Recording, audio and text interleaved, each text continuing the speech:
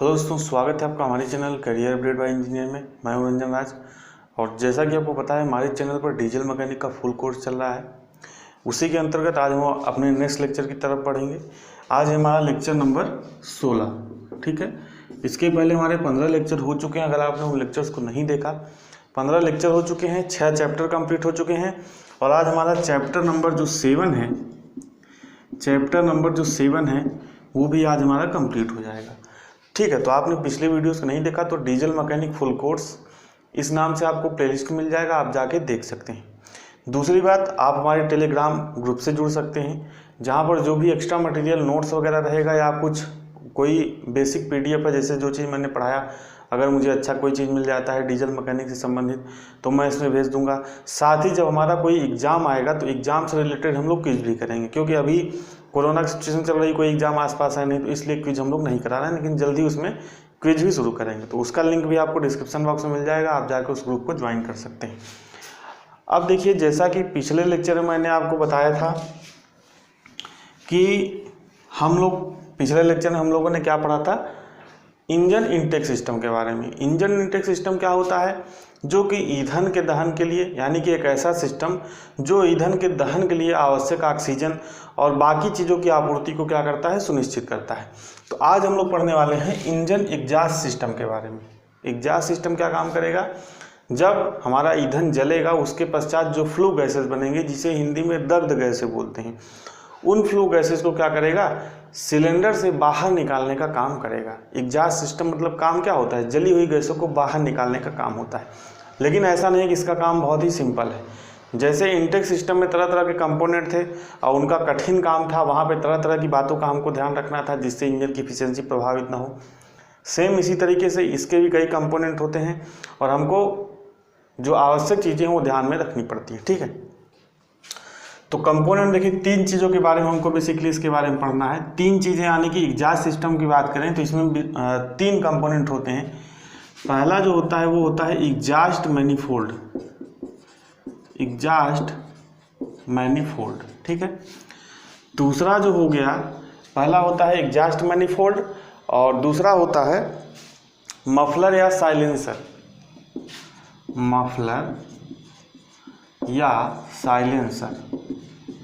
ठीक है।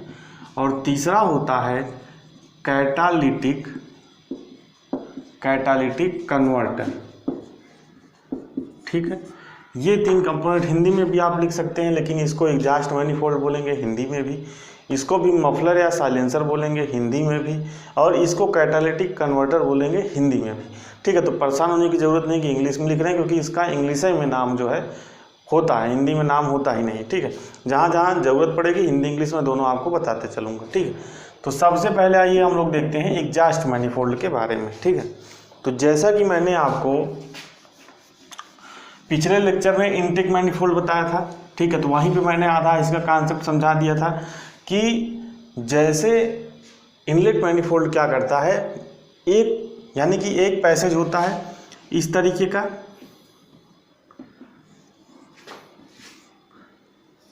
Multi cylinder engine में मैनिफोल्ड का उपयोग किया जाता है, ये बात आप ध्यान रखिएगा, ठीक है। तो यहाँ पे देखिए अब क्या होगा, जिससे मान लीजिए 4 सिलेंडर है, तो चारों सिलेंडर से क्या करेगा, एग्जॉस्ट गैस को क्या करेगा, कलेक्ट करेगा और उसको एक मार्ग से क्या कर देगा, बाहर निकाल देगा। अब ऐसा तो है नहीं भैया आप कार लेके चलें, उसमें 4 या 6 सिलेंडर इंजन उपयोग किया गया है और उसमें 6 पाइप लगी है और 6 पाइप से धुआं निकल रहा है, ठीक है। तो ऐसा अच्छा भी नहीं लगेगा, पॉसिबल भी करना मुश्किल हो जाएगा। तो यहाँ से क्या होगा, यहाँ जो एग्जॉस्ट गैस निकलेगी, यहाँ से जो निकलेगी, यहाँ से जो निकलेगी, यहाँ से जो निकलेगी, इसको क्या कर देगा, बाहर निकाल देगा, ठीक है। तो अब देखिए यहाँ ये इनटेक मैनिफोल्ड से भिन्न कैसे और यहाँ से प्रश्न कैसे बनते हैं उसके बारे में हम लोग देखते हैं, ठीक है। तो इसमें मैं आपको कुछ पॉइंट लिखाऊंगा, उस पॉइंट से आपसे बार बार प्रश्न पूछे जाते हैं, तो उन पॉइंट्स को आप लिख लीजिए और सभी चीज़ों को समझ लीजिए। पहला पॉइंट इसमें लिखिए,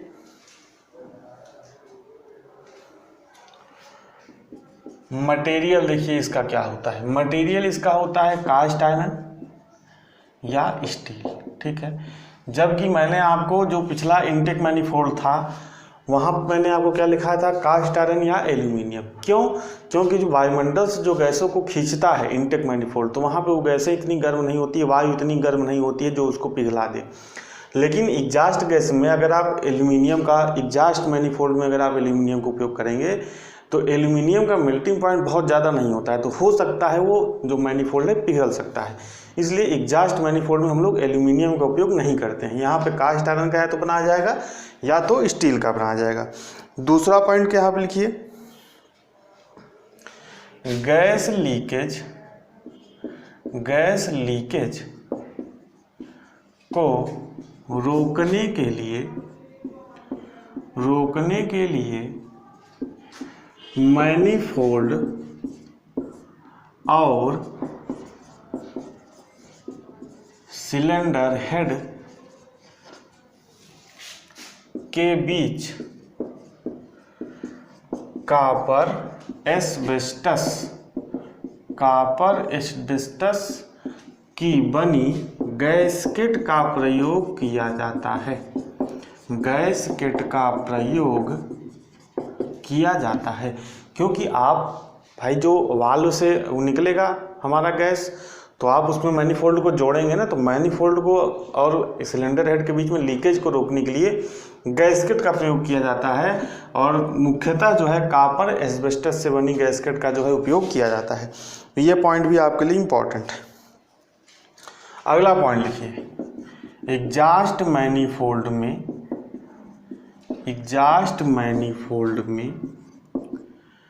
O2 यानी कि ऑक्सीजन सेंसर फिट रहता है। ऑक्सीजन सेंसर फिट रहता है क्योंकि टेक्नोलॉजी सब हाईटेक हो गई है, तो आजकल की जो भी कारें आपको मिलेंगी मैक्सिमम आधुनिक महंगी कारें, उसमें एग्जास्ट मैनिफोल्ड में क्या होता है, ऑक्सीजन सेंसर फिट रहता है जो ऑक्सीजन की मात्रा को ध्यान में रखते हुए, ठीक है, ध्यान में रखते हुए ईंधन वायु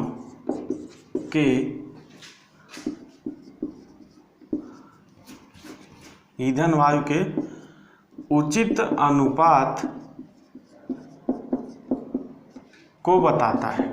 ठीक है, बताता है। थोड़ा सा यहाँ से मेरा सेंटेंस गड़बड़ा गया है, ठीक है, तो आप अपने शब्दों में लिख लीजिए। O2 के ध्यान में रखते हुए ईंधन वायु के उचित अनुपात का निर्धारण किया जाता है। यहाँ पे लिख लीजिए, उचित अनुपात का निर्धारण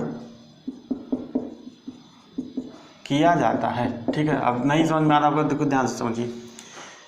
पहला प्रश्न यहाँ से बनता है कि O2 यानी कि ऑक्सीजन सेंसर कहाँ पे फिट रहता है इंजन में। पहला आपको ऑप्शन दे देगा इनटेक मैनिफोल्ड, दूसरा ऑप्शन दे देगा एग्जास्ट मैनिफोल्ड, इसी तरीके से दो ऑप्शन और दे देगा। तो जो लड़का नहीं पढ़ा रहेगा वो क्या कहेगा कि भैया इनटेक में हमको क्या चाहिए, ऑक्सीजन चाहिए ईंधन को जलाने के लिए, तो वहीं पे ऑक्सीजन सेंसर लगा होगा, तो क्या मारेगा, इनटेक मैनिफोल्ड। लेकिन जो ऑक्सीजन सेंसर लगा होता है कहाँ पे लगा होता है, एग्जास्ट मैनिफोल्ड में। ठीक है, अब ये क्या करता है, जो ऑक्सीजन की मात्रा है उसको बता देता है। तो जब ऑक्सीजन की मात्रा बता देगा तो इसी को ध्यान में रखते हुए ईंधन वायु के उचित अनुपात का निर्धारण होता है। तो अब आपके ध्यान से समझिए, ईंधन वायु यानी कि मिश्रण, ईंधन और वायु का मिश्रण किस इंजन में प्रवाहित किया जाता है, तो पेट्रोल इंजन में। क्योंकि जो डीजल इंजन होता है तो उसमें सिर्फ वायु इनटेक में ली जाती है, लेकिन पेट्रोल इंजन में ईंधन और वायु का एक उचित अनुपात दिया जाता है। तो वो किस अनुपात में होना चाहिए, यानी कि 1:15 के अनुपात में होना चाहिए, कि 1:20 के अनुपात में होना चाहिए, कि 1:10 के अनुपात में होना चाहिए, किस रेशियो में प्रवाहित करें, तो हम लोग ऑक्सीजन सेंसर की सहायता से ये निर्धारण कर सकते हैं। ठीक है, तो ये पॉइंट आप ध्यान रखिएगा। अगला पॉइंट लिखिए, इसमें ये सभी जो पॉइंट मैं लिखा रहा हूँ सभी आपसे प्रश्न बन सकता है। ठीक है, अगला पॉइंट लिखिए, इसमें हीट वाल्व लगा होता है। ठीक है, मैंने पिछले वीडियो में भी आपको बताया था हीट वाल्व का कैसे काम करता है, उपयोग वगैरह सब बताया था। आपसे प्रश्न पूछ लेगा कि हीट वाल्व कहाँ पर लगा रहता है, इनटेक मैनिफोल्ड में, आउटलेट मैनिफोल्ड में, साइलेंसर में। तो आपको क्या बताना है कि जो एग्जॉस्ट मैनिफोल्ड है वहाँ पर क्या लगा होता है, वहाँ पे हीट वाल्व लगा होता है। अगला पॉइंट लिखिए,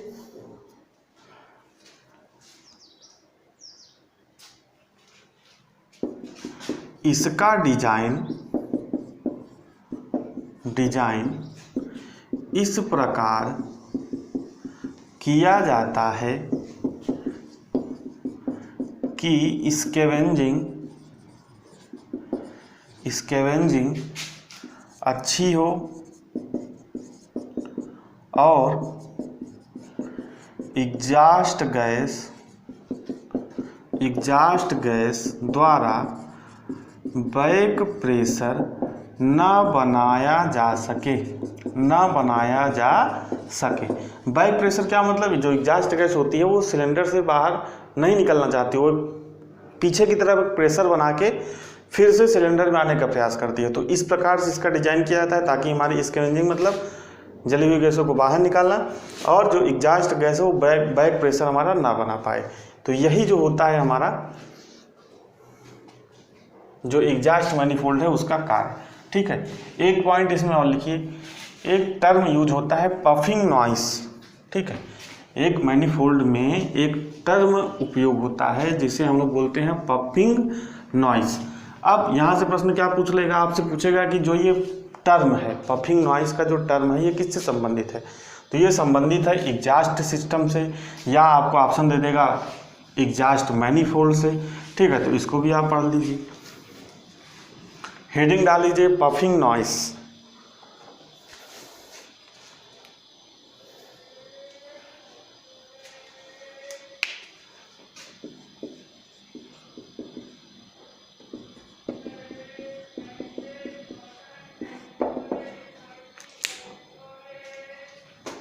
जब इसमें लिखिए, जब एग्जॉस्ट गैसेस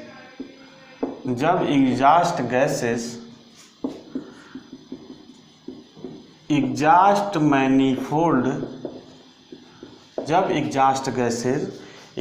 मैनिफोल्ड से लीक होती हैं तो उससे एक आवाज़ उत्पन्न होती है। ठीक है, आवाज़ उत्पन्न होती है जिसे पफिंग नॉइस कहते हैं। ठीक है, नॉइस कहते हैं। ठीक है, तो ये टर्म भी आपको याद रखना है। अब अगला हेडिंग डाल लीजिए साइलेंसर या मफलर। ठीक है, पहला जो मैंने आपको पार्ट बताया था एग्जॉस्ट मैनिफोल्ड वो हमारा खत्म हो गया। दूसरा जो सबसे महत्वपूर्ण पार्ट है, सबसे शुरू होता है, उसको हम लोग बोलते हैं मफलर या साइलेंसर। तो अब देखिए, आप लोग को पता ही होगा साइलेंसर, सबने नाम सुना होगा। तो नॉर्मली हम लोग जानते हैं कि साइलेंसर का काम क्या होता है।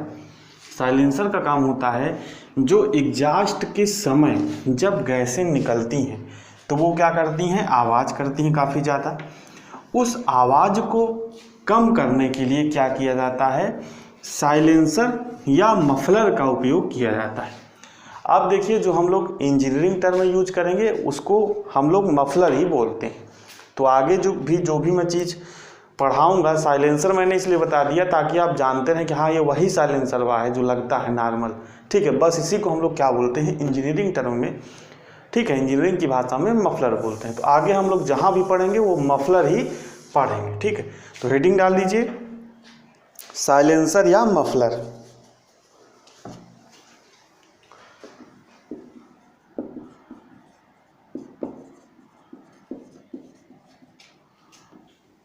देखिए, जब एग्जॉस्ट गैसें क्या होती हैं, साइलेंसर से बाहर निकलती हैं तो उसकी गति लगभग कितनी रहती है, 50 मीटर पर सेकेंड। ठीक है, उसकी गति लगभग मैं बता रहा हूँ कितनी रहेगी, 50 मीटर पर सेकेंड।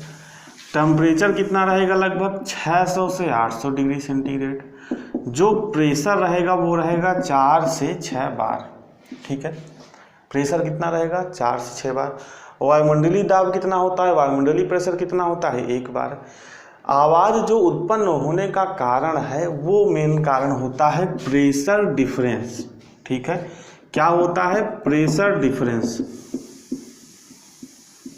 यानी कि दाबांतर। दाब के अंतर के कारण जब एग्जॉस्ट गैसें बाहर निकलती हैं तो वहाँ पे क्या होता है, आवाज़ उत्पन्न होती है। यानी कि साइलेंसर या मफलर का मुख्य कार्य ये है कि ये जो दाबांतर है, यानी कि दाब में जो अंतर है, इसको क्या कर दे, कम कर दे। यानी कि यहाँ से 4 बार से गैस निकली, 4 बार के प्रेशर से गैस निकली, लेकिन साइलेंसर ने उसको बाहर निकलते निकलते एक बार पे या 1.5 बार पे कर दिया।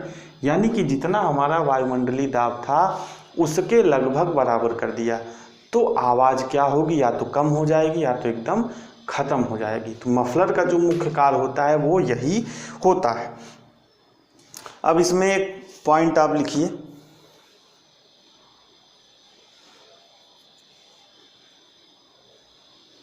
ये पॉइंट आपके लिए बहुत ज़्यादा इम्पोर्टेंट है, यहाँ पे पॉइंट लगा के लिखिए। देखिए, मैं जो भी आपको चीज़ें पढ़ा रहा हूँ, ठीक, जितनी भी चीज़ें क्लास में पढ़ाई जा रही हैं, या तो वो एग्ज़ाम में पूछी जा चुकी हैं या तो किसी भी एग्ज़ाम में उनके पूछे जाने की प्रबल संभावना है। तो इसलिए मैं जो भी चीज़ आपको पढ़ाता हूँ उसको आपको ये नहीं समझना है कि ये काम नहीं देगा, ठीक है।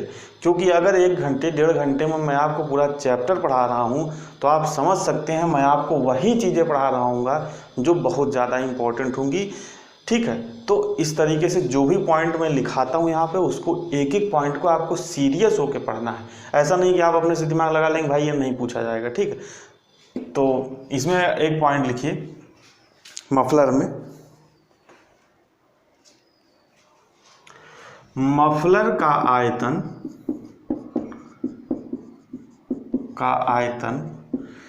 इंजन के विस्थापन का 6 से 8 गुना होता है, ठीक है। अब इसका क्या तात्पर्य है, मफलर का आयतन, ये प्रश्न पूछा गया कि मफलर का आयतन इंजन के विस्थापन का कितना गुना होता है। तो आपसे पूछेगा 2 से 4 गुना, 3 से 6 गुना, 6 से 8 गुना, इस तरीके से ऑप्शन आपको दिए रहेंगे। कितना होता है, 6 से 8 गुना।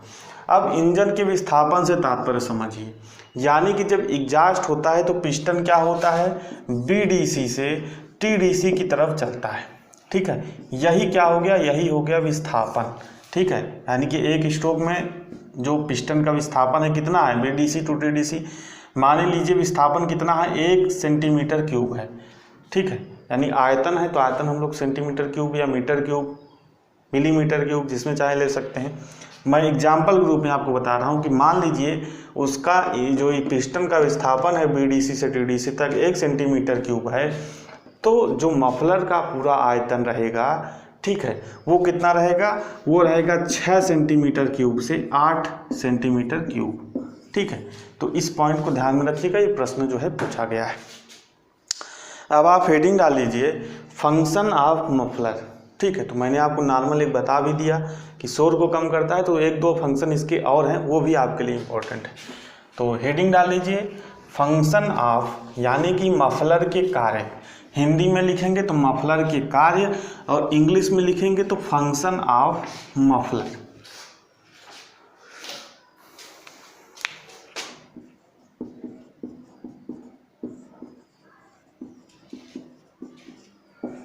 ठीक है, तो इसमें पहला पॉइंट लिखिए,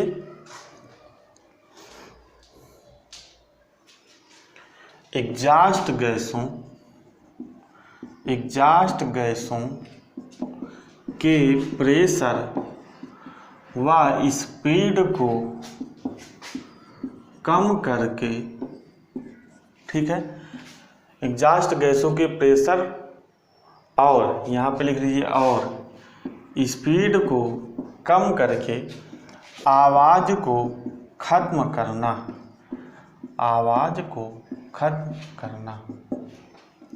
दूसरा पॉइंट इसमें लिखिए, स्पार्क अरेस्ट करना।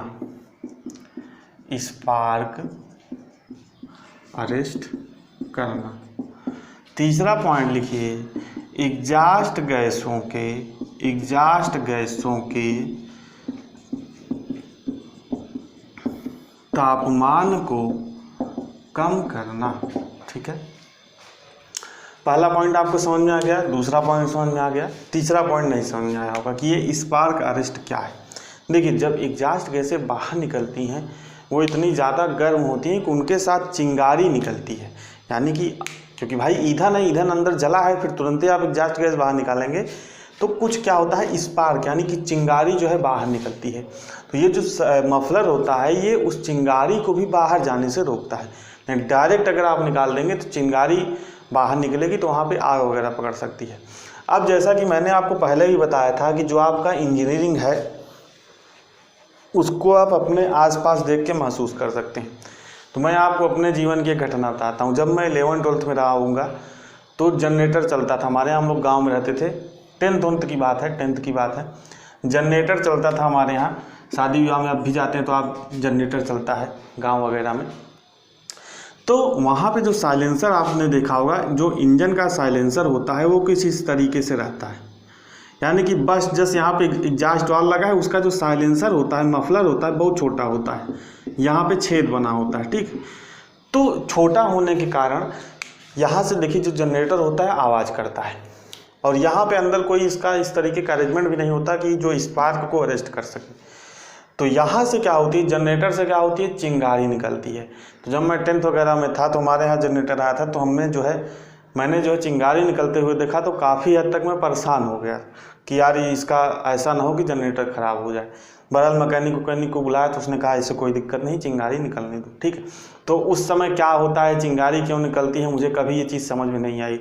लेकिन जब मैं इंजीनियरिंग में गया, मैंने सभी चीज़ें पढ़ी तो वो सभी चीज़ें समझ में आई, भैया यहाँ से चिंगारी क्यों निकलती है, और निकलती है तो इससे कोई नुकसान नहीं है, लेकिन इसको रोक देना चाहिए, अंदर ही, बाहर नहीं निकलने देना चाहिए। लेकिन क्योंकि जनरेटर हमारा एक टेम्परेरी मतलब युक्ति है बिजली बनाने का, लगातार उसको हम लोग नहीं उपयोग करते हैं, इसलिए यहाँ पे बहुत ज़्यादा उसमें इन्वेस्टमेंट करके उसको महंगा नहीं बनाया जाता है। तो आप भी अपने आसपास की चीज़ों को देखते रहिए और उसमें इंजीनियरिंग को जो है खोजते रहिए। तो फंक्शन हो गया, ठीक है।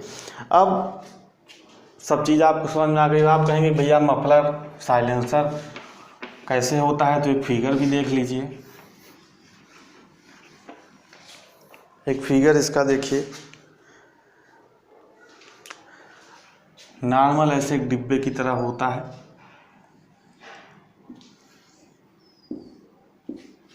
ठीक है। एक पाइप इधर से निकला रहेगा, एक पाइप इधर से निकला रहेगा, यहीं से एग्जॉस्ट गैस को अंदर, एग्जॉस्ट गैस जब अंदर आएगी तो अंदर के कंस्ट्रक्शन के हिसाब से जो है मफलर कई प्रकार के होते हैं, तो उसको मैं अभी आपको बताता हूँ आगे, ठीक है।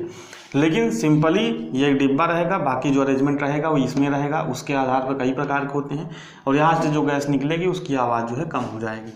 कभी कभी क्या होता है, अगर हम क्या करें, इसके पहले एक और छोटा मफलर लगा देते हैं, ठीक है, इस तरीके का, तो इसको क्या बोलते हैं, इसको बोलते हैं प्री मफलर, इसको बोलते हैं प्री मफलर या रेजोनेटर। ये भी आप ध्यान रखिएगा।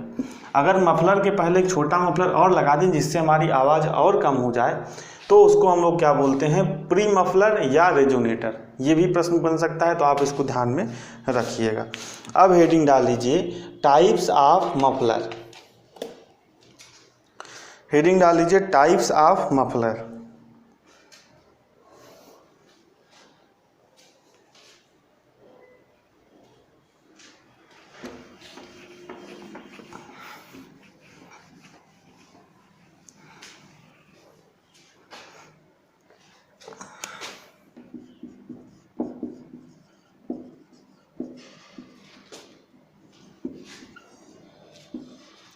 पहला होता है रिएक्टिव मफलर, रिएक्टिव मफलर। दूसरा होता है अवशोषक, दूसरा होता है अवशोषक मफलर, और तीसरा होता है इलेक्ट्रॉनिक मफलर। इसको बोलते हैं एब्जॉर्प्टिव मफलर।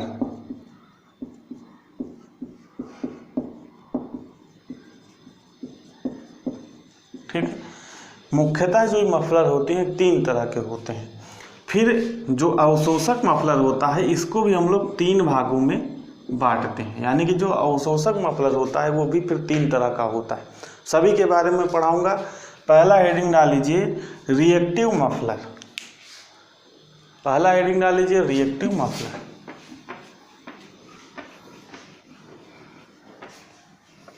इसका फिगर बना लीजिए।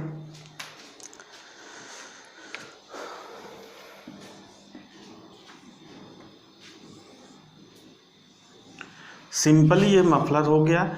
इसके अंदर क्या होती है, पाइपिंग की व्यवस्था होती है, यानी कि मुड़ी जुड़ी जो पाइपिंग की क्या होती है व्यवस्था रहती है। ठीक है। और इन पाइपों में क्या होता है, जगह जगह छेद भी बना होता है। यानी कि क्या बना होता है, छिद्र बना होता है। ठीक है। तो जब क्या होती है, एग्जॉस्ट गैस यहाँ से जाएगी तो इतने घुमावदार रास्ता होने के कारण बार बार टकराएगी इस मुड़े हुए रास्ते से, जिसके कारण क्या होगा, उसका प्रेशर ड्रॉप हो जाएगा। ठीक है। और प्रेशर ड्रॉप होने के कारण क्या होगी, उसकी आवाज़ भी जो है कम हो जाएगी। तो इसमें लिख लीजिए कुछ पॉइंट।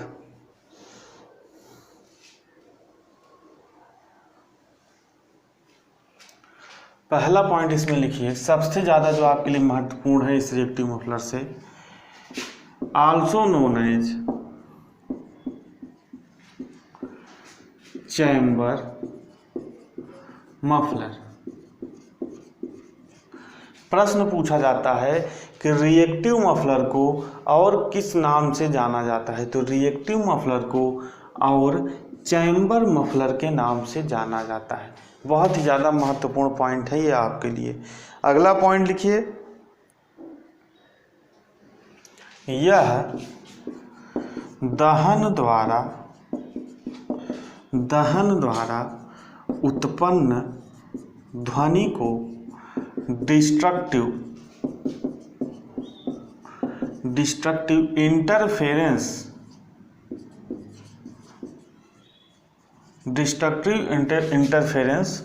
के द्वारा कम करते हैं। डिस्ट्रक्टिव इंटरफेरेंस के द्वारा क्या करते हैं, कम करते हैं।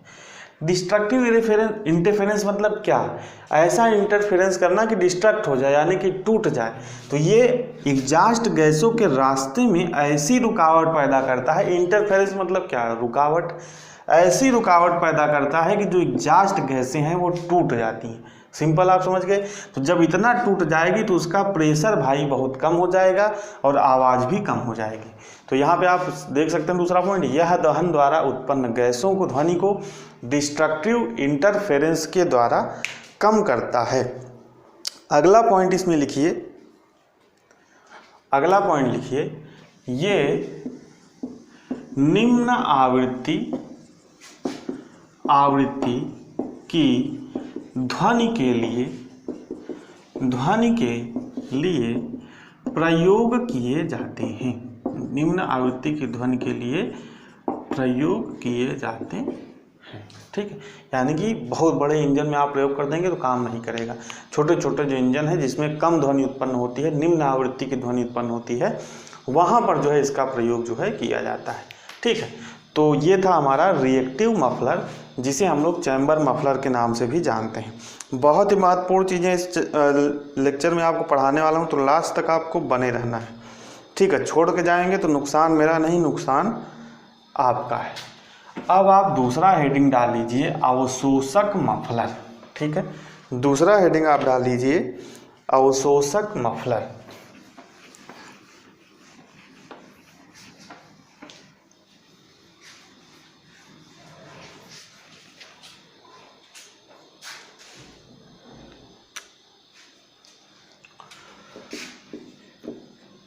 अवशोषक मफलर। अब ये कैसे काम करता है, तो अवशोषक मफलर में ध्वनि को एब्जॉर्ब करने के लिए, जो ध्वनि को एब्जॉर्ब करने वाले जो मटेरियल हैं उनका प्रयोग किया जाता है। यानी कि ऐसे अवशोषक पदार्थों का उपयोग किया जाता है जो ध्वनि को क्या कर लेते हैं, एब्जॉर्ब कर लेते हैं, सोख लेते हैं।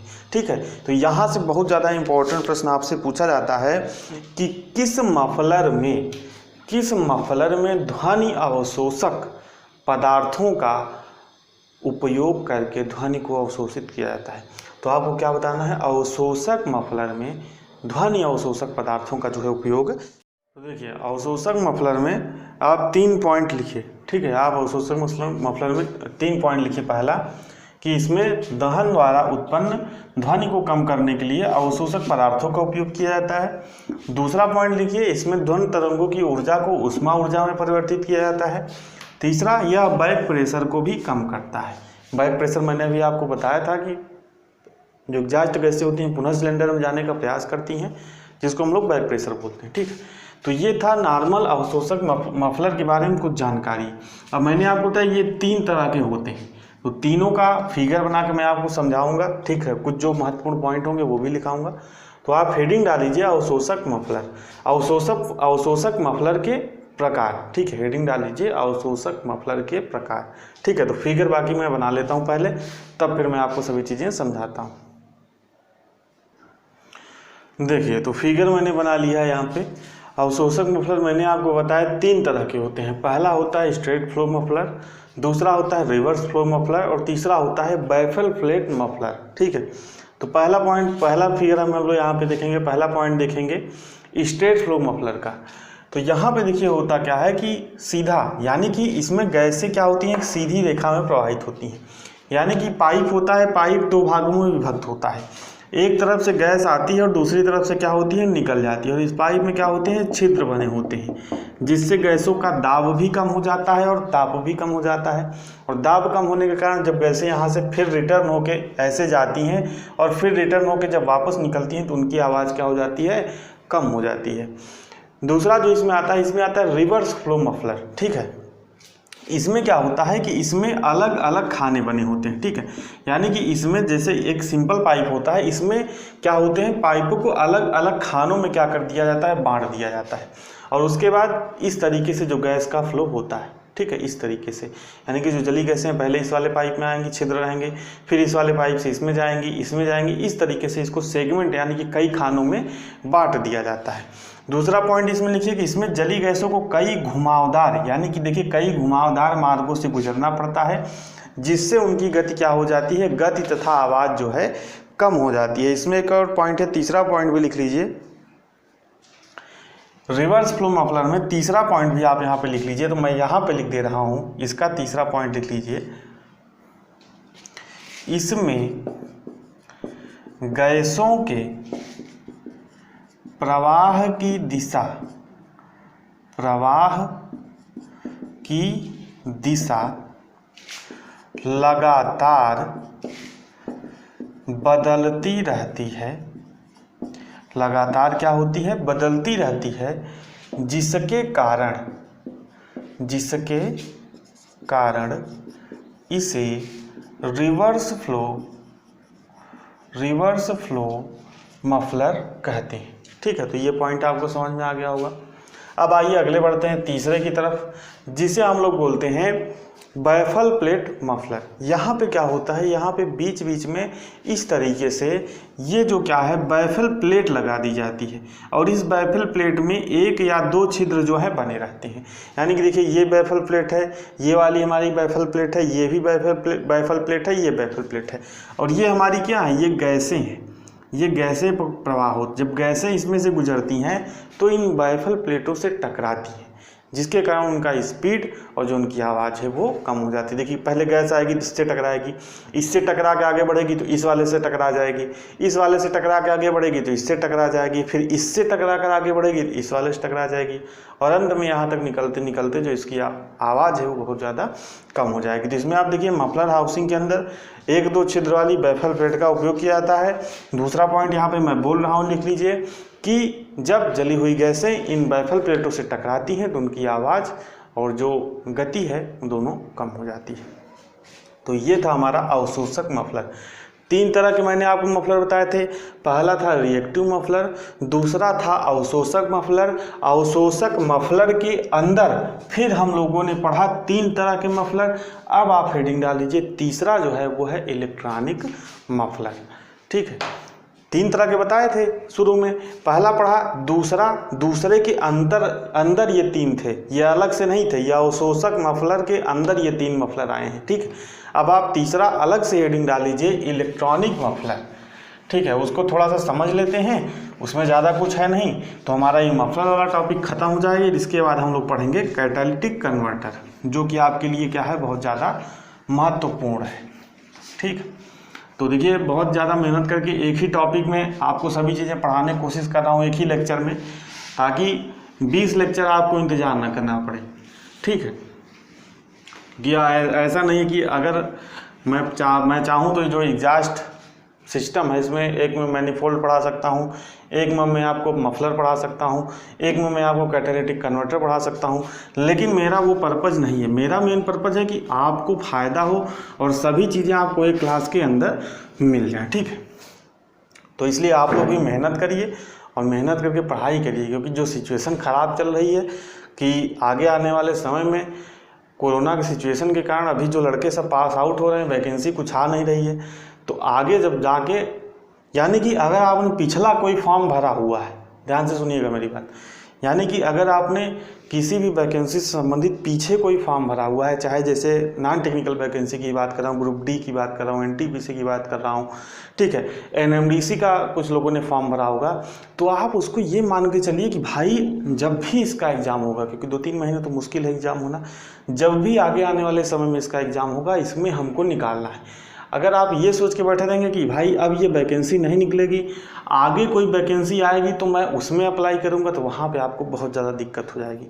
तो इसलिए मैं भी मेहनत कर रहा हूँ, आप भी मेहनत करिए और पढ़ाई जो है करते रहिए, पढ़ाई बंद मत करिए।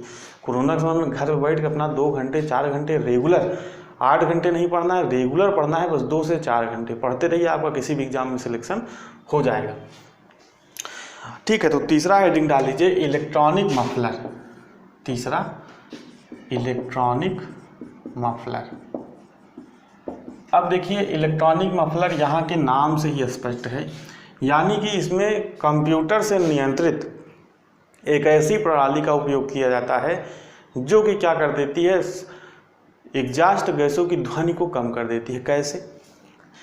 जैसे मान लीजिए पहले कंप्यूटर की सहायता से क्या किया जाता है, कंप्यूटर तरह तरह के हाईटेक कंप्यूटर आ गए हैं, तो कंप्यूटर की सहायता से पहले ये चेक किया जाता है कि जो हमारी ध्वनि निकल रही है, यानी कि जो भी एग्जॉस्ट गैसों की ध्वनि है उनकी आवृत्ति क्या है, उनका पैटर्न क्या है, सब कुछ का अध्ययन कर लिया जाता है। किस आवृत्ति में ध्वनि निकल रही है, किस पैटर्न में ध्वनि निकल रही है। जब ये पता चल जाता है इंजीनियर को कि भैया हाँ इस इंजन से जो ध्वनि निकल रही है वो उसकी इस आवृत्ति में ध्वनि निकल रही है, तो क्या करते हैं, कंप्यूटर की ही सहायता से उसके विपरीत आवृत्ति वाली ध्वनि की क्या कर देते हैं, सेटिंग कर देते हैं सिस्टम में, ध्वनि की सेटिंग कर देते हैं सिस्टम में। कंप्यूटर के सिस्टम में क्या करते हैं, जिस आवृत्ति की ध्वनि निकल रही है उसी की विपरीत आवृत्ति की जो ध्वनि होती है, जो उसको मतलब एक तरह से काट सके, जैसे लोहे को लोहा काटता है वैसे आवृत्ति को क्या करेगी, जो विपरीत आवृत्ति वाली ध्वनि रहेगी वो उसको काट देगी, तो जिसके कारण जो यहाँ से ध्वनि उत्पन्न हो रही है वो ध्वनि पूरी तरीके से जो है क्या होगी, खत्म हो जाएगी। क्योंकि आजकल की जब आप देखेंगे गाड़ियाँ वगैरह, व्हीकल वगैरह देखेंगे, तो वहाँ पे क्या होता है, बगल से इसे गुजर जाएगा, आपको पता ही नहीं चलेगा। कभी नॉर्मल आपके साथ भी होता होगा, जैसे हमारे साथ भी होता है कि बाइक आप लेके जा रहे हैं, आपको पता ही नहीं चलेगा कि आपके बगल से कार निकल गई, आप एकदम से मतलब थोड़ा सा हकबका जाते हैं कि यार हमको पता ही नहीं चला। ठीक है, तो इसलिए बैक मिरर का उपयोग आज के ज़माने में जो है उपयोग करना बहुत है, क्योंकि पहले तो पता चलता था कि हाँ भाई पीछे से कोई गाड़ी आ रही है, अब इतना ज़्यादा एडवांस टेक्नोलॉजी हो गई, पता ही नहीं चलता बगल से गाड़ी चली जाती है, आवाज़ तक उसकी नहीं सुनाई देती। ठीक है, तो वहाँ पे आजकल के जो आधुनिक वाहन होते हैं उसमें क्या किया जाता है, इलेक्ट्रॉनिक मफलर का ही उपयोग किया जाता है। तो इसमें आप लिख लीजिए, इस प्रणाली में ध्वनि तरंगों के समान एवं विपरीत तरंगों को उत्पन्न करके, इसमें आप लिख लीजिए, इस प्रणाली में ध्वनि तरंगों के समान एवं विपरीत तरंगों को उत्पन्न करके जो ध्वनि उत्पन्न होती है उसको समाप्त कर दिया जाता है। तो ये सिंपल इतना ही था, इसमें बहुत डिटेल में हमको नहीं पढ़ना है। अब आप अगला जो है टॉपिक पढ़ेंगे वो है कैटालिटिक कन्वर्टर। ठीक है, ये बहुत ज़्यादा महत्वपूर्ण टॉपिक है और यहाँ से भी बहुत ज़्यादा भर भर के प्रश्न आपसे पूछे जाते हैं। तो हेडिंग डाल लीजिए कैटालिटिक कन्वर्टर।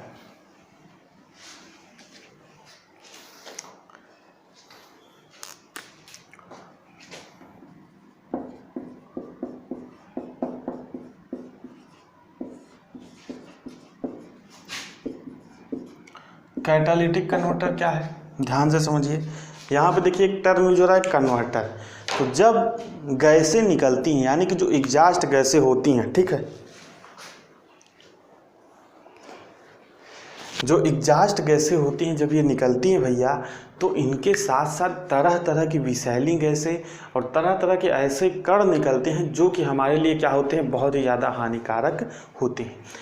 तो ये कैटालिटिक कन्वर्टर क्या काम करता है कि जो बहुत ही ज़्यादा हानिकारक तत्व रहते हैं उनको कम हानिकारक तत्वों में क्या कर देता है, बदल देता है। पूरी तरीके से उसको समाप्त नहीं किया जा सकता, या ऐसा नहीं किया जा सकता कि जो नुकसानदायक कण है उसको पूरी तरीके से समाप्त करके जो हवा बाहर निकले वो बिल्कुल भी नुकसानदायक हो, ऐसा नहीं हो सकता। क्योंकि अगर ईंधन जलेगा तो उसमें क्या होगा, कुछ ना कुछ हानिकारक तत्व बाहर एटमॉस्फेयर में जाएंगे ही। लेकिन कैटालिटिक कन्वर्टर क्या करता है, इतना काम करता है कि जो बहुत ही हानिकारक गैसें हैं उसको कम हानिकारक गैसों या कम हानिकारक कणों में जो है बदल देता है। जैसे अगर मैं एग्जाम्पल के रूप में कहूँ तो आपका क्या निकलता है, आपका निकलेगा हाइड्रोकार्बन निकलेगा, कार्बन मोनोऑक्साइड निकलेगा, नाइट्रोजन ऑक्साइड निकलेगा, ठीक है, नाइट्रोजन ऑक्साइड निकलेगा, और क्या निकलेगा, और आपका निकलेगा पार्टिकुलेट मैटर, यानी कि छोटे छोटे जो कण हैं, पार्टिकुलेट मैटर, यानी कि और भी जो हानिकारक तत्व रहेंगे कण के रूप में आपके निकलेंगे। ठीक है, तो अब आपको समझना है कि हाइड्रोकार्बन हमारे लिए बहुत ज़्यादा हानिकारक है। कार्बन मोनोऑक्साइड मैंने आपको पिछले लेक्चर में बताया था कि इससे ब्लड कैंसर होने का खतरा बहुत ज़्यादा बढ़ जाता है।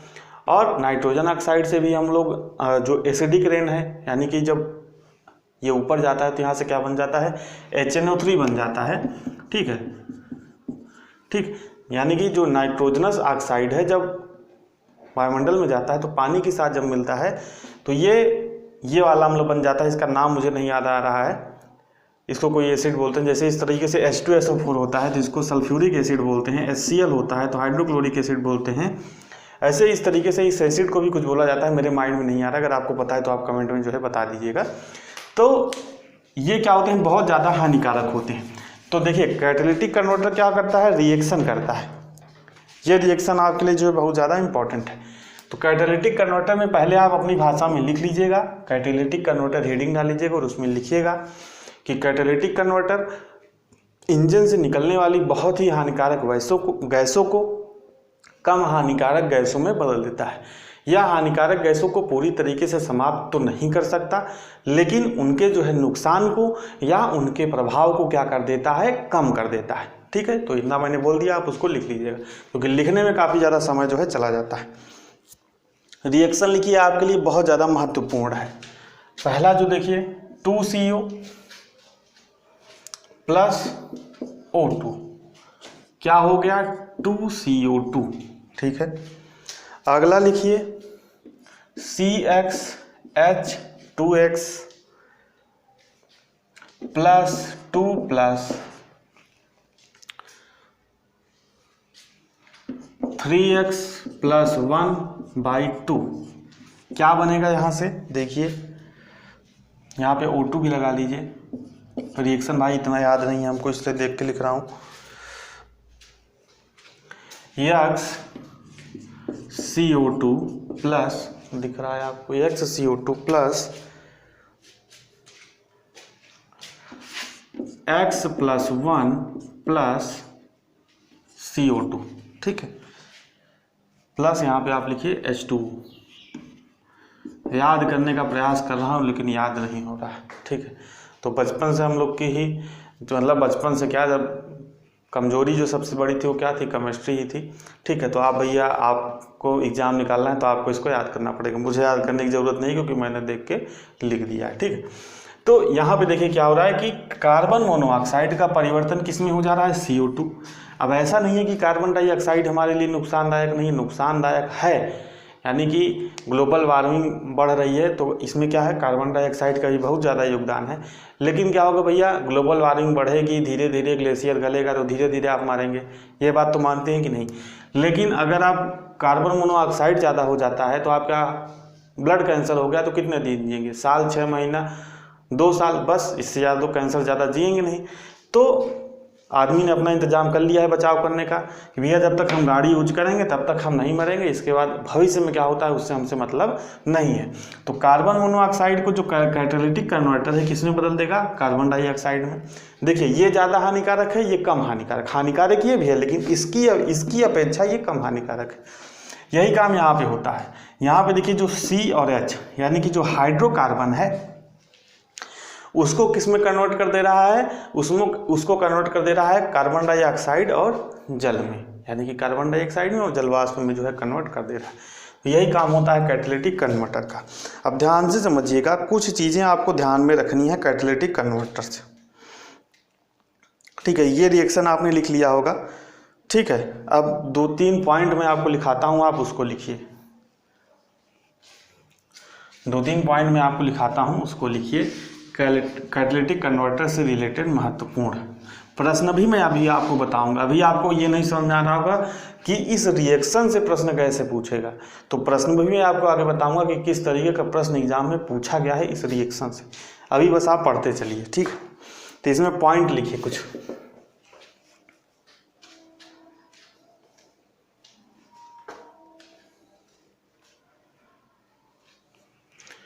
कैटालिटिक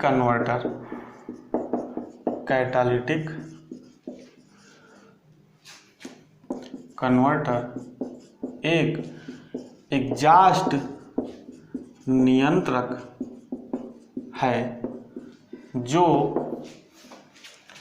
रेडॉक्स रिएक्शन ठीक, ब्रैकेट में लिख लीजिएगा, ऑक्सीकरण या अपचयन के द्वारा विषैली गैसों को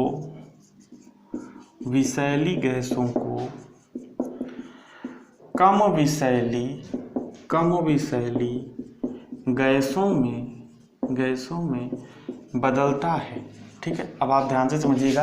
12th में आप लोगों ने पढ़ा होगा रेडॉक्स रिएक्शन क्या होता है। वो अभिक्रिया जैसे कि जैसे मैंने अभी आपको एक अभिक्रिया लिखी थी। ठीक है, तो वो अभिक्रिया जिसमें ऑक्सीकरण और अपचयन दोनों होता है। देखिए ये सभी चीज़ें आप लोगों ने पढ़ी होंगी, ऑक्सीकरण और अपचयन में आपको यहाँ पे नहीं समझा सकता। जब देखिए किसी की ऑक्सीडेशन नंबर बढ़ जाती है किसी भी तत्व की, तो उसको हम लोग ऑक्सीकरण बोलते हैं। और जब ऑक्सीकरण संख्या कम हो जाती है, जैसे मान लीजिए 2 थी 0 आ गई, तो उसको हम लोग क्या बोलेंगे, अपचयन बोलेंगे, रिडक्शन बोलेंगे। और अगर 0 थी 2 हो गई तो उसको क्या बोलेंगे, ऑक्सीडेशन बोलेंगे या ऑक्सीकरण बोलेंगे हिंदी में। तो रेडॉक्स रिएक्शन वो रिएक्शन होती है जिसमें किसी न किसी दोनों होता है, किसी तत्व का ऑक्सीकरण भी होगा अपचयन भी होगा, तो उस रिएक्शन को बोलते हैं हम लोग रेडॉक्स रिएक्शन। तो इस पॉइंट को बस आप लिख लीजिए, बहुत ज़्यादा इसमें दिमाग लगाने की ज़रूरत नहीं है। अगला पॉइंट इसमें लिखिए, कैटालिटिक कन्वर्टर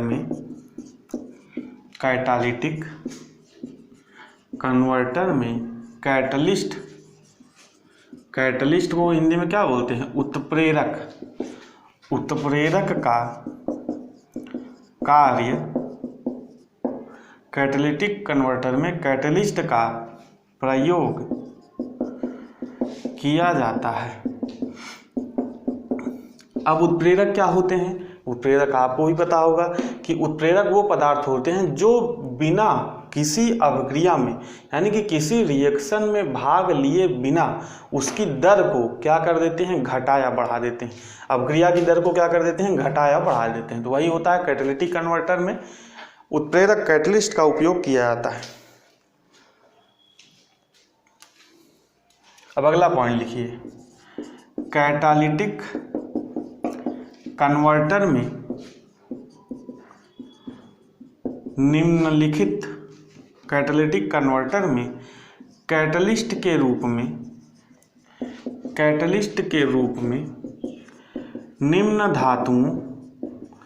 निम्न बहुमूल्य धातुओं, आप यहाँ पे लिख लीजिए, निम्न बहुमूल्य धातुओं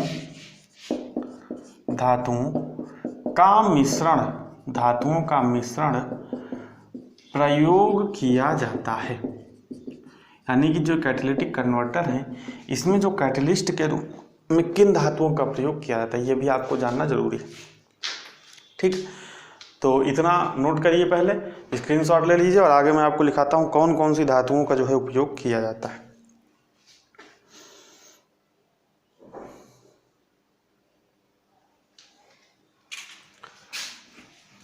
ठीक है, तो आइए देखते हैं हम लोग उत्प्रेरक यानी कि कैटलिस्ट में किन किन धातुओं का मिश्रण जो है प्रयोग करके उत्प्रेरक को बनाया जाता है।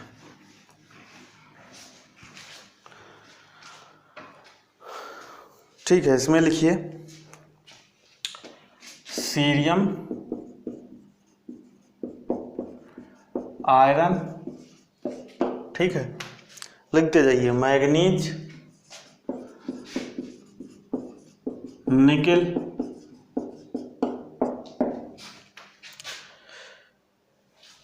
पैलेडियम और रोडियम। ठीक है, इन धातुओं के मिश्रण से जो उत्प्रेरक बनाया जाता है उसी को हम लोग कैटालिटिक कन्वर्टर में उपयोग करते हैं। और अगला पॉइंट लिखिए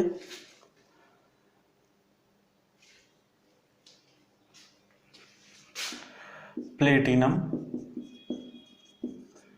एक महत्वपूर्ण कैटलिस्ट है, लेकिन महंगा होने के कारण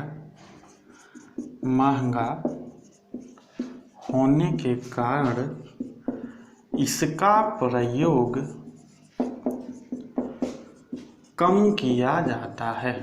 इसका प्रयोग क्या किया जाता है? कम इसका प्रयोग जो है किया जाता है। किसका? प्लेटिनम का। ठीक है, इसमें एक पॉइंट और लिखिएगा,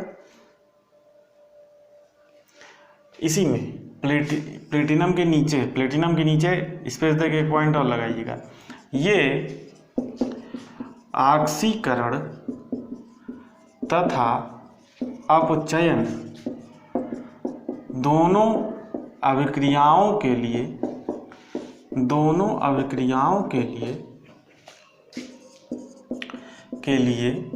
प्रयुक्त होता है। ठीक है, तो देखिए थोड़ा सा आपको देखने में समस्या हो रही होगी क्योंकि लाइट चली गई है अभी यहाँ पे, तो फिर भी जो नेचुरल रोशनी आ रही है तो आपको चीज़ें दिख रही होंगी। ठीक है, तो इतना आपको ध्यान रखना है। किससे? कैटालिटिक कन्वर्टर से। अब हेडिंग डाल लीजिए types of catalytic converter. Heading डाल लीजिए टाइप्स ऑफ कैटालिटिक कन्वर्टर। दो तरह के होते हैं, एक होता है 2 वे कैटालिटिक कन्वर्टर और दूसरा होता है 3 वे कैटालिटिक कन्वर्टर। यहाँ पे जो आपके डाउट होंगे क्लियर हो जाएंगे। तो इसमें देखिए कैटालिटिक कन्वर्टर क्या होते हैं? दो तरह के।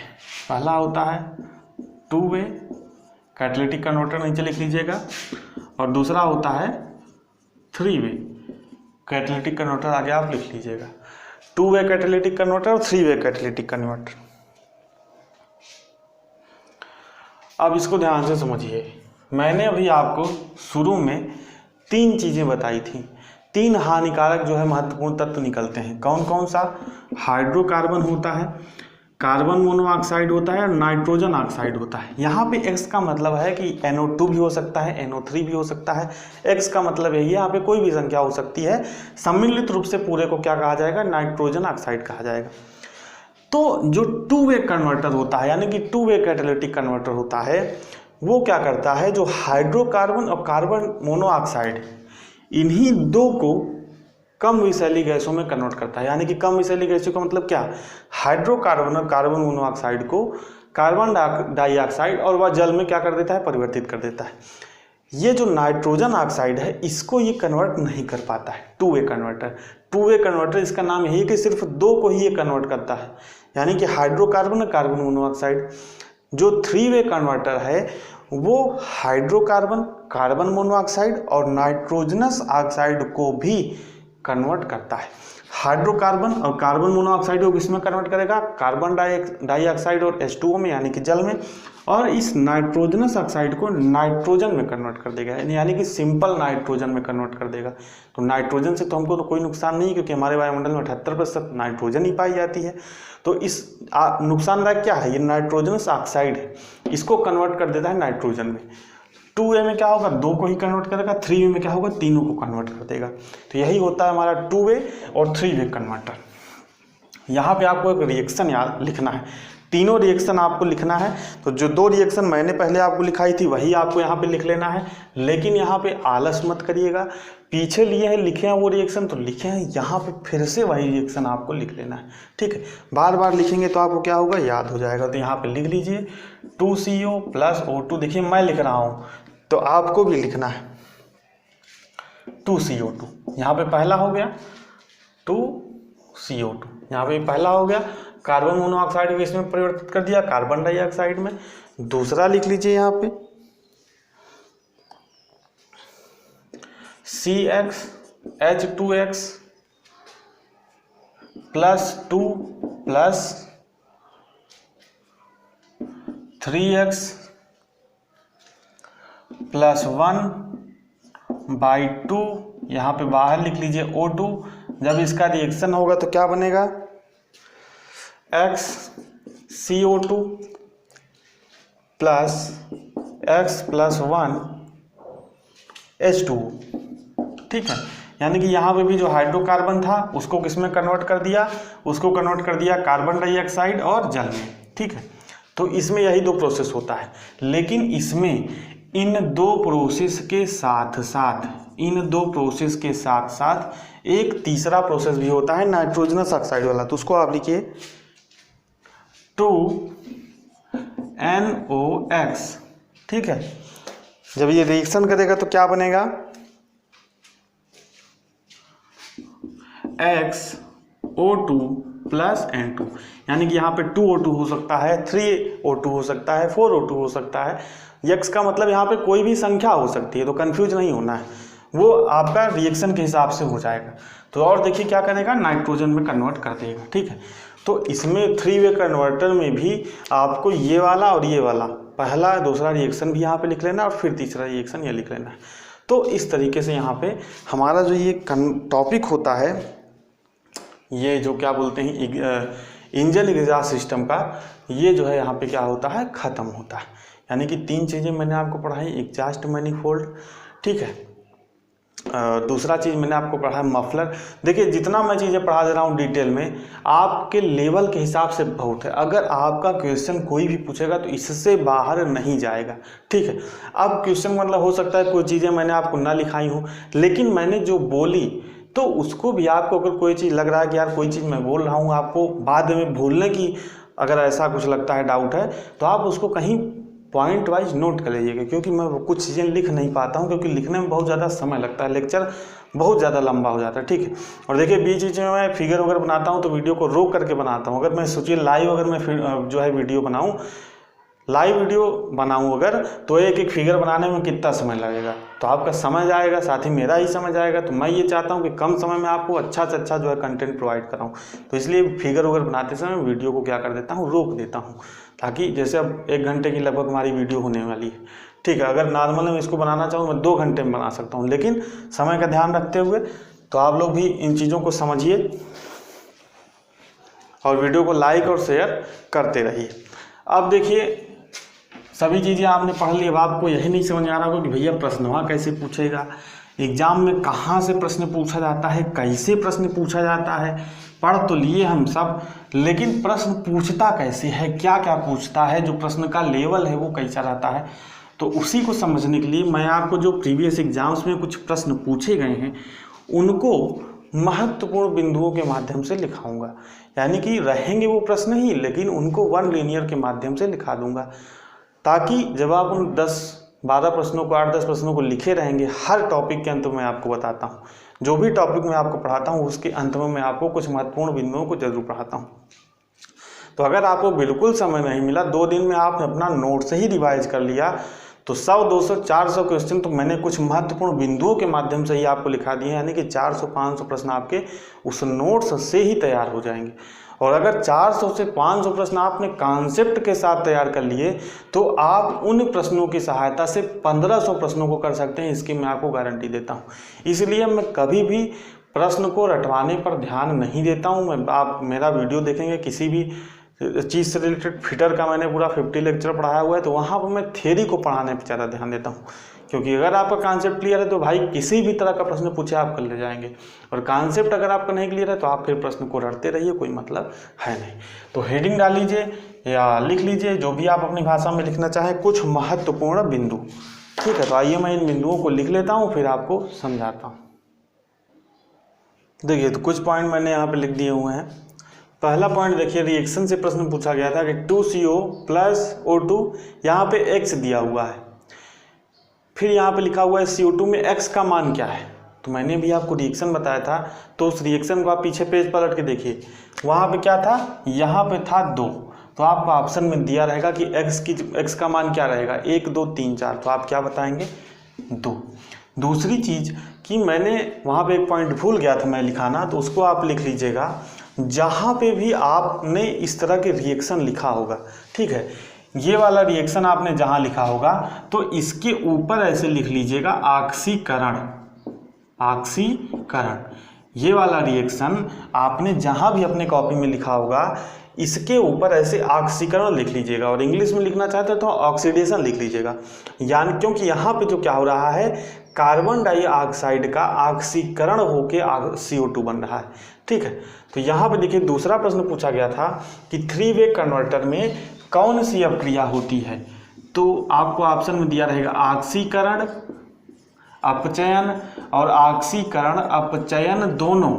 ठीक है, तो 3-वे कन्वर्टर में ऑक्सीकरण और अपचयन दोनों अपक्रियाएं होती हैं। कैसे समझिए, ये वाली अपक्रिया होती है तो ये ऑक्सीकरण होती है। ये देखिए तीसरा प्रश्न देखिए, ये रिएक्शन आपको पूरा ऐसे लिख के दिया था, एग्जाम की बात मैं कर रहा हूँ, एग्जाम में प्रश्न पूछा गया है। ये पूरा रिएक्शन आपको ऐसे लिख के दिया था और पूछा था कि कौन सी अपक्रिया है, तो ये भी कैसी अपक्रिया है, ऑक्सीकरण। तो जहाँ आपने ये रिएक्शन लिखा होगा इसके ऊपर ऐसे छोटे छोटे अक्षरों में ऑक्सीकरण लिख लीजिएगा। आपको नोट्स बनाने का तरीका मैं भी बता रहा हूँ, मैंने पिछले में भी लेक्चर में भी आपको नोट्स बनाने के कुछ तरीके बताए थे कि कम से कम लिखने का प्रयास करिए और कम से कम पेज में ज़्यादा से ज़्यादा चीज़ों को रखने का प्रयास करिए, क्योंकि एग्जाम समय में क्या होगा, जब आप सब चीज़ों को एकदम डिटेल में लिख लेंगे तो आपकी नोट्सवा जो होगी ना इतनी मोटी बन जाएगी। जब इतनी मोटी बन जाएगी 2-3 दिन में आपको रिवीजन करना होगा तो आप कहेंगे अरे यार इतनी मोटी, मतलब देख के ही आपको लगे यार इतनी मोटी है, कैसे रिवाइज करेंगे, तो आप वहाँ पे हिम्मत छोड़ देते हैं, यार अब तो मेरा इस एग्जाम में सिलेक्शन, क्योंकि देखिए ये सभी चीज़ें मैं फील कर चुका हूँ, इसलिए मैं आपको एक्सपीरियंस के साथ बता रहा हूँ। तो वहाँ पे क्या होता है, लड़का फिर दस यार इतना रिवाइज कहाँ कर पाएंगे, इतना मोटा कहाँ कर पाएंगे, छोड़ो ये एग्ज़ाम ऐसे दे देते हैं, अगले एग्जाम में पढ़ के देंगे, यही नॉर्मल होता है। मैं आपको स्ट्रेटजी बता रहा हूँ कि अब यहाँ पे अगर आप अलग से लाइन लिखेंगे तो इस अपक्रिया में ऑक्सीकरण होता है, तो यहाँ पे छोटा सा ऑक्सीकरण लिख लीजिए। कोई चीज़ घट बढ़ रहा है तो उसको लिखिए मत, घटता है बढ़ता है। अगर ये कर देंगे तो कार्बन अगर बढ़ता है तो ऐसे तीर बना के लिखिए, अगर ये हो रहा है कार्बन घटता है तो ऐसे तीर बना के लिखिए, ताकि कम से कम पेज में आप अपने नोट्स को कंप्लीट कर पाएँ, ताकि एग्जाम समय में आपको बहुत ज़्यादा वो हैवी ना लगे रिवाइज करने में। ठीक है, तो ये चीज़ें हो गई। इस अभिक्रिया में ऑक्सीकरण होता है, इस अभिक्रिया में ऑक्सीकरण होता है, लेकिन जो तीसरा मैंने आपको 3-वे कन्वर्टर में नाइट्रोजनस ऑक्साइड वाला लिखाया था उसके ऊपर आप ऐसे लिख लीजिएगा अपचयन। ठीक है, जहाँ पे भी वो नाइट्रोजन ऑक्साइड वाला अभिक्रिया आपने लिखा होगा ना उसके ऊपर ऐसे ही करके, जैसे यहाँ पे ऑक्सीकरण लिखे हैं वैसे ही उसके ऊपर यहाँ पे अपचयन लिख लीजिएगा। ठीक है, तो यही प्रश्न देखिए आपसे पूछा कि 3-वे कन्वर्टर में कौन सी अपक्रिया होती है, तो इन तीनों अपक्रियाएं होती हैं, तो इन दोनों में तो ऑक्सीकरण होता है, लेकिन जो नाइट्रोजन वाली होती है उसमें अपचयन होती है। तो इसका सही उत्तर क्या हो जाएगा, ऑक्सीकरण और अपचयन दोनों। अगर ये आपसे पूछे कि 2-वे कन्वर्टर में कौन सी अपक्रिया होती है तो सिर्फ ऑक्सीकरण होता है, तो आपका तब उत्तर हो जाएगा सिर्फ ऑक्सीकरण होता है। तीसरा प्रश्न पूछा गया तो इस अपक्रिया में कौन सी अपक्रिया है, तो ऑक्सीकरण होता है। चौथा प्रश्न पूछा गया था निम्न में से कौन से मफलर के प्रकार हैं, तो वहाँ पे तीनों ऑप्शन आपको दिए थे, रिएक्टिव सभी मैंने आपको पढ़ा ही दिए, रिएक्टिव, अवशोषक और इलेक्ट्रॉनिक, तीनों क्या होते हैं, मफलर के प्रकार होते हैं। अगला पॉइंट आप लिखिए कि निम्न में से कौन सा उत्प्रेरक ऑक्सीजन और अपचयन दोनों के लिए प्रयुक्त होता है। तो देखिए जब मैं प्लेटिनम वाला पॉइंट आपको लिखा रहा था, प्लेटिनम वाला, तो मैंने आपको वहाँ पे लिखाया था ना कि दोनों के लिए प्रयोग होता है, तो ये प्रश्न भी पूछा गया। तो कौन सा उत्प्रेरक? प्लेटिनम। छठवां पॉइंट है स्वर अवशोषित करने वाले पदार्थों का उपयोग किस मफलर में किया जाता है? तो अवशोषक मफलर। मैंने आपको बताया भी था कि इस तरह का प्रश्न जो है बार बार एग्जाम में पूछा जाता है। किस मफलर में ध्वनि अवशोषित करने वाले पदार्थों का उपयोग? अवशोषक मफलर में। अगला प्रश्न पूछा गया था कि अर्थ मूविंग इक्विपमेंट में, अर्थ मूविंग इक्विपमेंट क्या है? यानी कि जो जेसीबी वगैरह हो गई, जेसीबी वगैरह खुदाई करती है तो अर्थ को क्या करती है? मूव करने का काम करती है। तो जेसीबी वगैरह में कौन सा मफलर उपयोग किया जाता है? तो इसमें आप लिख लीजिए रिएक्टिव मफलर। ठीक है, रिएक्टिव मफलर। एक दो पॉइंट और है जिसको मैं बोल दे रहा हूँ, आप ऐसे लिख लीजिए, सभी प्रश्न पूछे जाएंगे सर। ठीक है, तो पॉइंट नंबर 8 आप लोग लिखिए। इसमें प्रश्न पूछा गया था, क्योंकि अब लिखने का मन नहीं कर रहा है भाई, इसलिए पॉइंट नंबर 8 आप लोग डाल लीजिए। इसमें लिखिए कि ट्रैक्टर का साइलेंसर अन्य वाहनों की तरह वाहन में नीचे क्यों नहीं स्थित? ट्रैक्टर आप लोगों ने देखा होगा, तो उसका जो साइलेंसर है, जो देखिए जो धुआं निकलता है, कहाँ से निकलता है? ऊपर से निकलता है। और जब बाकी देखेंगे कार में, बाइक में, तो कहाँ रहता है? नीचे रहता है। तो यही प्रश्न पूछा गया कि जो ट्रैक्टर रहता है उसका हम लोग नीचे क्यों नहीं लगाते, उसका हम लोग ऊपर क्यों रखते हैं? तो इसका सही आंसर यह है कि ट्रैक्टर को ऊबड़ खाबड़ जगहों में काम करना रहता है। कार को क्या है? सीधे रोड पे चलना है, लेकिन ट्रैक्टर को क्या है? आप कहीं भी कुदा सकते हैं। तो जब उसका साइलेंसर नीचे लगा रहेगा तो ऊबड़ खाबड़ जगहों पर उसके लड़ने की संभावना रहती है, यानी कि उस पर अगर कहीं लड़ जाएगा तो टूट फूट की संभावना रहती है।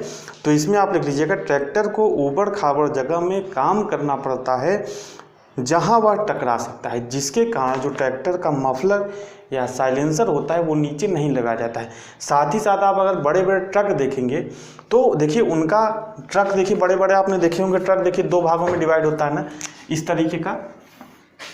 कोई ट्रक, टाटा वाला ट्रक नहीं, जो बड़े बड़े ट्रक होते हैं इस तरीके का होता है, और फिर पूरा कंटेनर इधर अलग से रहता है। ये वाला ट्रक आपने देखा होगा कंटेनर वाला, तो वहाँ पे भी नीचे नहीं लगा रहता है, वहाँ पे भी इसके पीछे ऐसे लगा रहता है पाइप के रूप में, जहाँ पर ड्राइवर बैठता है इसी के पीछे ऐसे लगा रहता है, तो वहाँ पे भी नीचे नहीं लगा रहता। तो उपयोगिता के हिसाब से हम लोग लगा देते हैं। अगला पॉइंट लिखिए, प्रश्न पूछा गया था पॉइंट नंबर 9। इसमें पूछा गया था एग्जॉस्ट गैसों के शोर को कम करने के लिए इंजन का कौन सा कंपोनेंट है? बताइए, आप बताइए। बहुत ही सिंपल प्रश्न है कि एग्जॉस्ट गैसों के शोर को अगर हमको कम करना है तो कौन सा कंपोनेंट है भाई? एग्जॉस्ट गैसों के शोर को कम करना है तो जाहिर सी बात है मफलर का उपयोग करेंगे या साइलेंसर का उपयोग करेंगे। तो इसी तरीके से आपसे जो है प्रश्न पूछे जाते हैं। प्रश्न देखिए मेनली यही होते हैं, घुमा फिरा के बस पूछे जाएंगे प्रश्न, इसी में पूछे जाएंगे। तरह तरह के प्रश्न जो मैंने आपको पॉइंट की सहायता से लिखा है वहाँ से प्रश्न बनेंगे। तो इसी के साथ जो हमारा ये टॉपिक था इंजन एग्जॉस्ट सिस्टम, ये क्या होता है? ख़त्म होता है। ठीक है, अगर आपको कोई डाउट हो, कोई चीज़ ना समझ में आई हो, कोई क्वेश्चन नहीं आ रहा हो, तो आप मुझे कमेंट भी कर सकते हैं। और अगर पर्सनली कोई डाउट आ रहा है तो आप मुझे इंस्टाग्राम पर भी मैसेज कर सकते हैं। सारी समस्याओं को मैं आपको सुनने के लिए तैयार हूँ, सारी समस्याओं को दूर करने के लिए तैयार हूँ। बस आपको क्या करना है? पढ़ाई करना है। तो उम्मीद करता हूँ जो क्लास है आपको अच्छी लगी होगी, समझ में आई होगी। अगर अच्छा लगा वीडियो तो लाइक कर दीजिए और शेयर कर दीजिए अपने दोस्तों के साथ। साथ ही चैनल को सब्सक्राइब नहीं किया सब्सक्राइब जरूर कर लीजिए, ताकि जैसे ही नेक्स्ट वीडियो में अपलोड करूँ उसका नोटिफिकेशन आपको मिल जाए। तो मिलते हैं नेक्स्ट वीडियो में नए टॉपिक के साथ। सिलेबस आप लोगों ने, जिन लोगों ने देखा होगा उनको पता है, चैप्टर नंबर 7 हमारा यहाँ पे आज ख़त्म हो गया। चैप्टर नंबर 7 यहाँ पे ख़त्म हो गया।